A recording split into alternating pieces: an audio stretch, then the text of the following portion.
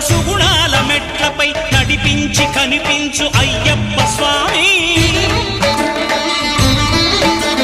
మకర సంక్రాంతి సజ్జోతివై అరుదించి మహిమలను చూపించు మణికంఠ స్వామి. కర్మబంధము బాపు ధర్మశాస్త్ర కలిభీతి తొలగించు భూతాధినేత.